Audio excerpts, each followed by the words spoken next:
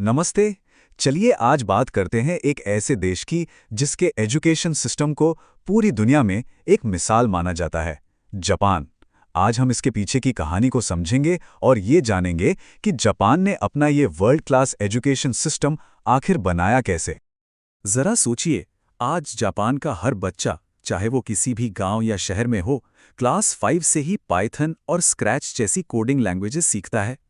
हर student के पास AI learning का सामान होता है, और यही वजह है कि जापान एआई की तैयारी के लिए दुनिया के टॉप 10 देशों में शामिल है। 235 ये वो नंबर है। मतलब औसतन 235 मिनट हर हफ्ते एक जापानीज स्टूडेंट सिर्फ मैथमेटिक्स पढ़ता है, और ये दुनिया में सबसे ज्यादा है। और इसका नतीजा ये है कि आज जापान साइंटिफिक लिटरेसी में दुनिया में दूसरे नंबर पर है। कमाल की बात है ना? तो सवाल ये उठता है कि जापान इस मुकाम तक पहुंचा कैसे? आखिर इस सिस्टम की नींव रखी कैसे गई? इसका जवाब, जैसा अक्सर होता है, उनके इतिहास में छिपा है। तो चलिए एक सफर पे चलते हैं जापान के इतिहास में करीब 1700 साल पीछे, उस वक्त जब जापान सिर्फ कुछ कबीलों का इलाका हुआ करता था। मतलब तीसरी सदी से पहले, जब जापान एक देश नहीं था, तब सीखना सिखाना बस जिंदा रहने के लिए था। शिकार, खेती, रीति रिवाज, बस इतना ही। लेकिन जैसे ही जापान का पहला संगठित राज्य यामातो बना, सब कुछ बदल गया। अब एजुकेशन यानी शिक्षा सत्ता हासिल करने का एक जरिया बन गए। अब एजुकेशन का मकसद बदल चुका था। उसका इस्तेमाल अब सम्राट के शासन को सही ठहराने के लिए, एडमिनिस्ट्रेशन चलाने के लिए, पढ़े लिखे अधिकारी तैयार करने के लिए और बौद्ध धर्म जैसे नए विचारों को स्थापित करने के लिए होने लगा। और हाँ, ये एजुकेशन आम लोगों के लिए बिल्कुल नहीं थी, सिर्फ एलीट क्लास के लिए थी। फिर वक्त बदला, और वक्त के साथ साथ सत्ता का चेहरा भी। सम्राट तो बस नाम के रह गए, और असली पावर चली गई मिलिट्री डिक्टेटर्स के हाथों में। 1185 से शुरू हुआ शोगुन का दौर, मतलब मिलिट्री डिक्टेटर्स का राज। अब एजुकेशन का मकसद फिर बदला। अब फोकस था वफादारी, सेवा और सैनिक अनुशासन सिखाने पर। यह बहुत ही उथल-पुथल वाला दौर था। देश लगातार जंग में उलझा रहता था। और फिर इतिहास में एक ऐसा समुराई आया जिसने सब कुछ बदल कर रख दिया, तोकुगावा इयासु।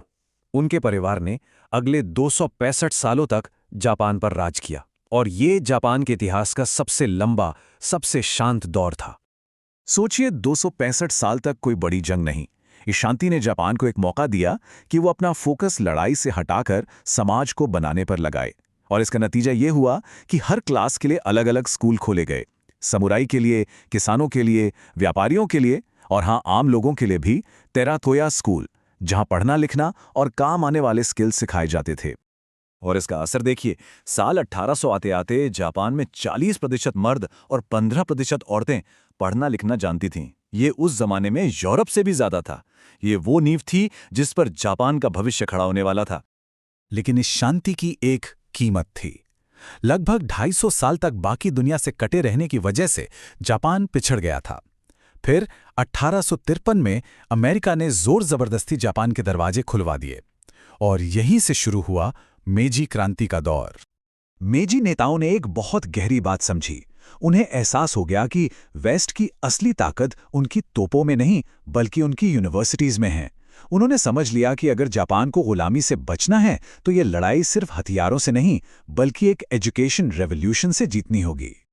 तो एजुकेशन का मकसद एक बार फिर बदला, पूरी तरह से। अब ये सिर्फ कल्चर बचाने या पावर मेंटेन करने का जरिया नहीं था। अब ये नेशनल सर्वाइवल का सवाल था, देश को बचाने और भविष्य को बनाने का सबसे बड़ा हथियार। तो इसके लिए उन्होंने 3 बड़े कदम उठाए। पहला, बच्चों को इंडस्ट्रियल नॉलेज दिया गया।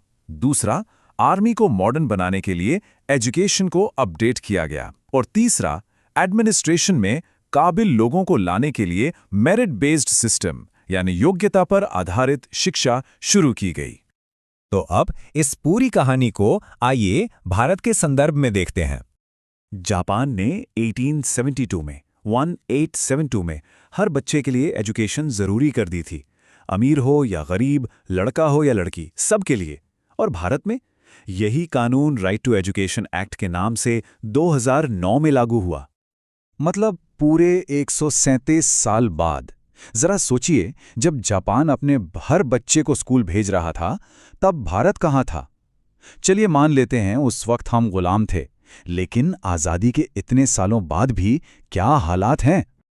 आज जब जापान का हर बच्चा एआई और कोडिंग सीख रहा है, तब हमारे देश में, इंडिया में, करोड़ों बच्चे ऐसे स्कूलों में पढ़ रहे हैं जहां सिर पर छत तक नहीं है, जहां न ढंग के टीचर्स हैं न लैब्स। जापान की 80% आबादी पूरी स्कूली शिक्षा लेती है। इसका मतलब वो क्रिटिकल थिंकिंग कर सकते हैं, कॉम्प्लेक्स प्रॉब्लम्स को समझ सकते हैं और जिम्मेदार नागरिक बनते हैं।